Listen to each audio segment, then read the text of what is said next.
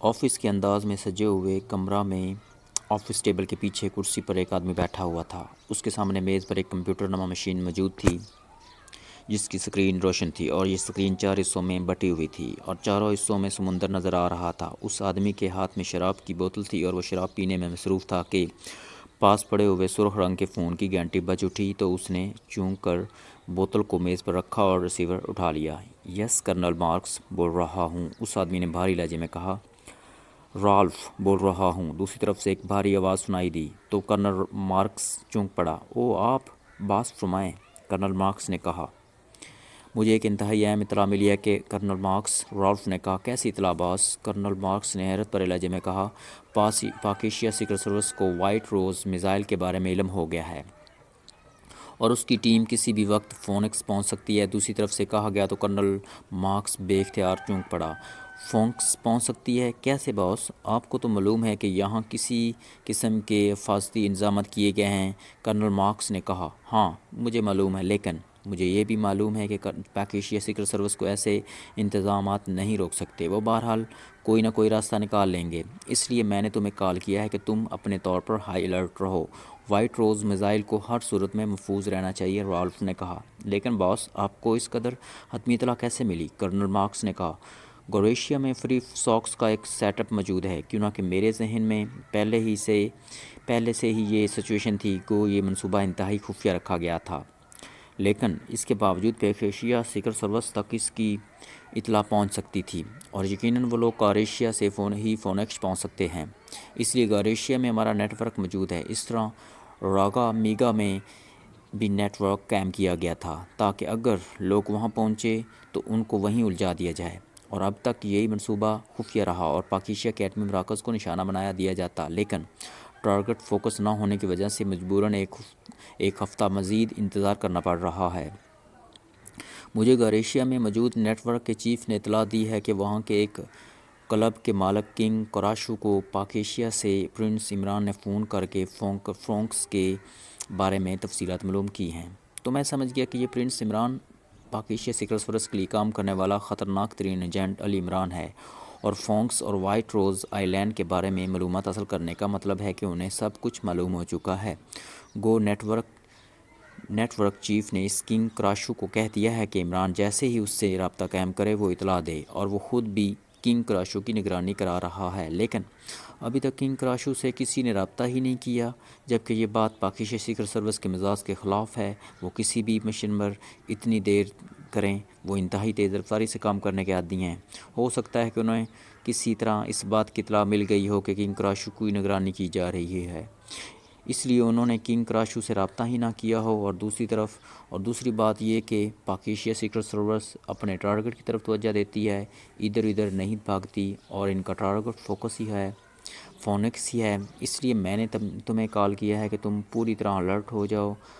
ہم نے ہر صورت میں وائٹ روز میزائل سے پاک ایشیا کے ایٹمی مراکز تباہ کرنے ہیں، رالف نے مسلسل بولتے ہوئے کہا۔ لیکن باس، فورنکس کے گرد تو ایسی ریز کا گھیرا ہے کہ وہ یہاں کسی صورت بھی زندہ یا مردہ نہیں پہنچ سکتے، کرنل مارکس نے کہا۔ مجھے سب معلوم ہے، لیکن اس کے باوجود بھی کچھ نہیں کہا جا سکتا، کیوں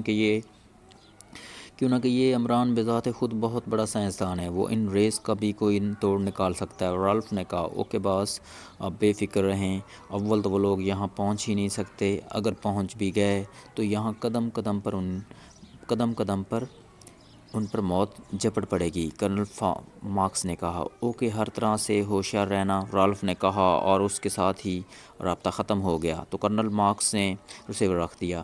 باس بھی کمال کرتا ہے، یہ لوگ کیسے یہاں پہنچ سکتے ہیں، اور اگر پہنچ بھی جائیں تو ایک لمحے میں ختم کر دیے جائیں گے، کرنل مارکس نے کہا، اور اس کے ساتھ ہی اس نے انٹرکام کا ریسیور اٹھایا اور یک کے بعد دیگرے 2 بٹن پریس کر دیے۔ مارٹی بول رہا ہوں، رابطہ قائم ہوتے ایک مردانہ آواز سنائی دی۔ مارٹی، وائٹ روز لیبارٹری کو سیل کر دو اور تمام مشینری آن کر دو۔ کرنل مارکس نے کہا، اوہ کیوں باس، کیا کوئی خطرہ ہے؟ مارٹی نے حیرت بھرے لہجے میں کہا۔ تو کرنل مارکس نے مختصر طور پر اسے چیف رالف کی کال کے بارے میں بتا دیا۔ ٹھیک ہے، آپ کے حکم کی تعمیل ہوگی باس، لیکن اس صورت میں ہم انہیں باہر ہلاک نہیں کر سکیں گے۔ مارٹی نے کہا، کیوں؟ کرنل مارکس نے چونک کر کہا، کیونکہ لیبارٹری سیلڈ ہو جائے گی۔ البتہ باہر صرف ایک سسٹم ہے کہ ہم اندر سے ریز فائر کر کے انہیں بے ہوش کر سکتے ہیں، لیکن انہیں ہلاک کرنے کے لیے بہرحال لیبارٹری کے اسپیشل وے کو کھولنا پڑے گا۔ مارٹی نے کہا، ٹھیک ہے، ایسا ہی کر لیں گے۔ بہرحال جیسا میں نے کہا ہے ویسے کرو اور پھر مجھے اطلاع بھی دو، کرنل مارکس نے کہا۔ یس سر، دوسری طرف سے کہا گیا، اور کرنل مارکس نے ریسیور رکھ دیا اور ایک بار پھر شراب کی بوتل اٹھا کر اس نے منہ سے لگا لی۔ پھر تقریباً آدھے گھنٹے بعد انٹرکام کی مخصوص گھنٹی بج اٹھی تو اس نے ہاتھ بڑھا کر ریسیور اٹھا لیا۔ یس، کرنل مارکس بول رہا ہوں، کرنل مارکس نے کہا۔ مارٹی بول رہا ہوں باس، آپ کے حکم کی تعمیل کر دی گئی ہے۔ دوسری طرف سے مارٹی نے کہا، اوکے، تم بھی ہر طرح سے الرٹ رہنا، مارکس نے کہا اور ریسیور رکھ دیا۔ پھر تقریباً آدھے گھنٹے بعد جب اس کی نظریں اچانک سامنے موجود روشن اسکرین پر پڑیں تو وہ بے اختیار اچھل پڑا۔ اس کی نظریں حیرت کی شدت سے پھیلتی چلی گئیں، کیونکہ اسکرین کے ایک حصے میں اس نے سمندر کے اندر ایک سیاہ رنگ کی چیز کو انتہائی تیز رفتاری سے جزیرے کی طرف بڑھتے ہوئے دیکھا۔ یہ کیا ہے؟ کیا مطلب؟ کہ کرنل مارکس نے کہا۔ اسی لمحے انٹرکام کی گھنٹی بج اٹھی۔ یس، کرنل مارکس نے ریسیور اٹھاتے ہوئے کہا، باس، ٹاپو کی طرف سے میٹرو گن جزیرے کی طرف آ رہی ہے۔ مارٹی کی حیرت سے چینکتی ہوئی آواز نہیں دو، میٹرو گن، وہ کیا ہوتی ہے اور یہ ریس کی حدود میں کیسے چل رہی ہے؟ کرنل مارکس نے حیرت بھرے لہجے میں کہا، یہ ایک بند خصوصی لانچ ہوتی ہے جو پانی کے اندر تیرنے کے انداز میں چلتی ہے، لیکن ہوتی یہ لانچ ہے، یہ ایکرمین نیوی کی خصوصی استعمال میں رہتی ہے اور اس کے اندر ایسے آلات نصب ہوتے ہیں کہ کسی قسم کی ریز اس پر اثر انداز نہیں ہو سکتی۔ مارٹی نے کہا، ہاں، اس کا مطلب ہے کہ چیف رالف کا خدشہ درست ثابت ہوا ہے۔ بہرحال اب انہیں ہلاک ہونا پڑے گا، تم نے الرٹ رہنا ہے، کرنل مارکس نے کہا۔ یس باس، جیسے ہی یہ لوگ جزیرے پر پہنچیں گے انہیں بے ہوش کر دیا جائے گا، مارٹی نے کہا، اور کرنل مارکس نے اوکے کہہ کر ریسیور رکھ دیا۔ اب اس کی نظریں اسکرین پر جیسے چپک سی گئی تھیں، وہ سیاہ رنگ کی چیز انتہائی تیز رفتاری سے جزیرے کی طرف بڑھ رہی تھی اور پھر تھوڑی دیر بعد وہ جزیرے کے کنارے پر پہنچ کر رک گئی۔ اس کے ساتھ ہی وہ اوپر کو اٹھی اور سطح سمندر پر تیرنے لگی۔ چند لمحوں بعد اس کا ایک حصہ کھلا اور اس میں سے ایک آدمی باہر نکلا اور اس نے جزیرے پر چھلانگ لگا دی۔ اس کے بعد یکے بعد دیگرے اس کے کھلے حصے میں سے دو عورتیں اور 3 مرد بھی جزیرے میں اتر گئے۔ یس باس، جیسے ہی یہ لوگ جزیرے پر پہنچیں گے انہیں بے ہوش کر دیا جائے گا، مارٹی نے کہا، اور کرنل مارکس نے اوکے کہہ کر ریسیور رکھ دیا۔ اب اس کی نظریں اسکرین پر جیسے چپک کر سی رہ گئی تھیں، وہ سیاہ رنگ کی چیز انتہائی تیز رفتاری سے جزیرے کی طرف بڑھ رہی تھی اور پھر تھوڑی دیر بعد وہ جزیرے کے کنارے پر پہنچ کر رک گئی۔ اس کے ساتھ ہی وہ اوپر کو اٹھی اور سیدھا سمندر پر تیرنے لگی۔ چند لمحوں کے بعد اس کا ایک حصہ کھلا اور اس میں سے ایک آدمی باہر نکلا اور اس نے جزیرے پر چھلانگ لگا دی۔ اس کے بعد یکے بعد دیگرے اس کے کھلے حصے میں سے 2 عورتیں اور 3 مرد بھی جزیرے پر اتر گئے۔ ان تینوں کے پشت پر سیاہ رنگ کے بیگ بندھے ہوئے تھے اور یہ سب کے سب ایکرمین تھے۔ ان سب کے باہر آتے ہی میٹرو گن کا کھلا حصہ بند ہو گیا اور وہ سمندر کے اندر اترتی چلی گئی۔ پھر وہ کافی نیچے جا کر تیزی سے مڑ کر واپس جانے لگی، لیکن اب کرنل مارکس کی نظریں ان لوگوں پر جمی ہوئی تھیں۔ وہ لوگ ادھر ادھر کا جائزہ لے رہے تھے اور وہ اب بھی آپس میں باتیں ہی کر رہے تھے کہ اچانک وہ سب یکطرف لڑکھڑائے اور پھر اس طرح نیچے گرنے لگے جیسے اشارات الارض زہریلی دوا چھڑکنے سے گرتے ہیں۔ اسی لمحے انٹرکام کی گھنٹی بج اٹھی تو کرنل مارکس نے ہاتھ بڑھا کر اسے اٹھا لیا۔ یس، کرنل مارکس نے کہا، مارٹی بول رہا ہوں باس، میں نے انہیں بے ہوش کر دیا ہے۔ اب اگر آپ اجازت دیں تو میں باہر جا کر انہیں ہلاک کر دوں۔ مارٹی نے کہا، نہیں، لیبارٹری کو اوپن نہیں کرنا، میں جنرل ہنری کے کمانڈر کو کال کر کے کہہ دیتا ہوں، وہ انہیں ہلاک کر دے گا۔ کرنل مارکس نے اچانک ہی ایک خیال کے تحت کہا، اس کی کیا ضرورت ہے باس، جبکہ یہ لوگ بے ہوش پڑے ہوئے ہیں اور میں آسانی سے ان کا خاتمہ کر سکتا ہوں اور اس طرح ان کی موت کا کریڈٹ ہمیں ملے گا۔ مارٹی نے کہا، میں کسی صورت بھی لیبارٹری اوپن نہیں کرنا چاہتا، چاہے کچھ بھی کیوں نہ ہو جائے۔ کرنل مارکس نے کہا، ٹھیک ہے باس، آپ بہرحال بہتر سمجھتے ہیں۔ مارٹی نے دوسری طرف سے قدرے مایوسانہ لہجے میں کہا تو کرنل مارکس نے انٹرکام کا ریسیور اٹھایا اور فون کا ریسیور اٹھا کر اس نے تیزی سے نمبر پریس کرنے شروع کر دیے۔ یس جنرل کمانڈر، آفس۔ رابطہ قائم ہوتے ہی ایک مردانہ آواز مردانہ آواز سنائی دی۔ کرنل مارکس بول رہا ہوں، chief security officer White Rose system. Colonel Marks نے کہا، یس سر فرمائیں۔ دوسری طرف سے مؤدبانہ لہجے میں کہا گیا، کمانڈر سمتھ سے بات کراؤ۔ کرنل مارکس نے کہا، ہولڈ کریں۔ دوسری طرف سے کہا گیا، ہیلو کمانڈر سمتھ بول رہا ہوں۔ چند لمحوں بعد ایک بھاری سی آواز سنائی دی، commander Smith, White Rose system ایریے میں شمال مشرق کی طرف ساحل پر 2 عورتیں اور 4 مرد جن کا تعلق پاک ایشیا سیکرٹ سروس سے ہے پہنچ چکے ہیں، اور یہ لوگ انتہائی خطرناک سیکرٹ ایجنٹ ہیں۔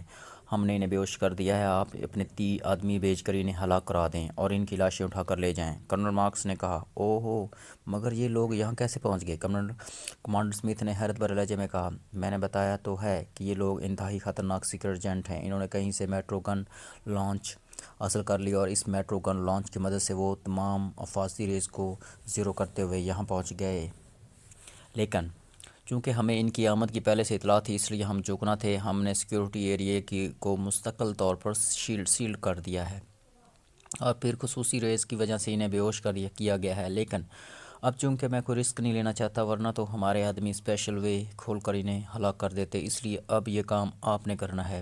لیکن جنہیں بھی بھیجیں انہیں کہیں کہ وہ پوری طرح متحد اور چوک نہ رہیں۔ کرنل مارکس نے کہا، جب وہ بے ہوش پڑے ہیں کرنل مارکس، تو پھر خطرے کی کیا بات ہو سکتی؟ کرنل کمانڈر سمتھ نے کہا، کچھ بھی ہو سکتا ہے، اس لیے بار بار کہہ رہا ہوں کہ آپ محتاط رہیں۔ کرنل مارکس نے منہ بناتے ہوئے کہا، ٹھیک ہے کرنل مارکس، آپ بے فکر رہیں، میں انہیں اٹھوا کر یہاں منگوا لیتا ہوں، پھر میں خود ہی انہیں ہلاک کر دوں گا۔ دوسری طرح اسی طرح تسلی رہے گی۔ کمانڈر سمتھ نے کہا، ان کو ہر صورت میں ہلاک کرنا چاہیے۔ ہوش میں آنے سے پہلے اس بات کا خیال رکھیں۔ کرنل مارکس نے تیز لہجے میں کہا، آپ بے فکر رہیں کرنل مارکس، ویسے ہی ہوگا جیسے آپ نے کہا ہے۔ دوسری طرف سے کہا گیا تو کرنل مارکس نے ریسیور رکھ دیا۔ ایک بار تو اس کا دل چاہا تھا کہ وہ اسپیشل وے کھول کر خود باہر جا کر انہیں ہلاک کر دے، لیکن پھر وہ اس لیے رک گیا کہ وہ کسی صورت بھی لیبارٹری اوپن کرنا نہ چاہتا تھا۔ چونکہ وہ کافی طویل عرصے سے یہاں تھا اور ایک ماہ پہلے جو سخت پابندیاں لگائی گئی تھیں، اس سے پہلے وہ ایکرمین میزائل اڈے پہ بھی آتا جاتا رہتا تھا، اس لیے وہ کمانڈر سمتھ کو اچھی طرح جانتا تھا۔ اسے معلوم تھا کہ کمانڈر سمتھ نے انہیں زندہ اٹھوانے کا فیصلہ کیوں کیا ہے، کیوں نہ کہ اس گروپ میں 2 عورتیں بھی شامل ہیں، اور پابندی لگنے کے بعد چونکہ کوئی عورت بھی یہاں نہ آ سکتی تھی۔ چونکہ کمانڈر سمتھ عیاش طبع آدمی تھا، اس لیے اس نے یہ سارا کھیل صرف ان 2 عورتوں کو بچانے کے لیے کھیلا تھا۔ لیکن وہ اس لیے خاموش ہو گیا تھا کیوں نہ کہ اس کے نزدیک یہ عورتیں تو ان ایجنٹوں کی گرل فرینڈز کے طور پر ساتھ آئی ہوں گی۔ اصل خطرہ مردوں سے ہے، اور اسے معلوم تھا کہ کمانڈر سمتھ بہرحال ان مردوں کو ہلاک کرا دے گا۔